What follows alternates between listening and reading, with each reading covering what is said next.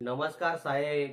साहेब, मला तुमच्या शोरूम मधून ती नवीन आलेली 10 लाख रुपयाची कार घ्यायची आहे, ती पण रोख. नमस्कार साहेब, तुम्ही आमच्या शोरूम मध्ये कार घेऊ शकता, पण पूर्ण कार कॅश मध्ये घेऊन तुम्हाला 7 लाख रुपयाचं नुकसान होऊ शकतं. अहो साहेब, मी फुल पेमेंट करून कार घेतोय, मग माझं 7 लाख रुपयाचं नुकसान कसं काय होईल? अहो सर, तुम्ही 1 लाख रुपयाचं डाऊन पेमेंट करा, 7 वर्षासाठी 9 लाख रुपयाचं लोन करा आणि प्रत्येक महिन्याला ईएमआय भरा. अहो, मी 1 लाख रुपयाचं डाऊन पेमेंट करू, मग उरलेले 9 लाखाचं काय करू? अहो, मग ते राहिलेले 9 लाख रुपये म्युच्युअल फंड मध्ये इन्व्हेस्ट करा. अहो साहेब, जर कारचा ईएमआय कॅल्क्युलेट केला तर 7 वर्षामध्ये मला त्या 10 लाख रुपयाच्या कारचे 13 लाख रुपये द्यावे लागतील. हो, जे 9 लाख रुपये तुम्ही म्युच्युअल फंड मध्ये इन्व्हेस्ट कराल, जर तुम्हाला त्यावर 12% रिटर्न मिळाला तर 7 वर्षानंतर तुमच्या पैशाची व्हॅल्यू 20 लाख रुपये असेल. मस्त.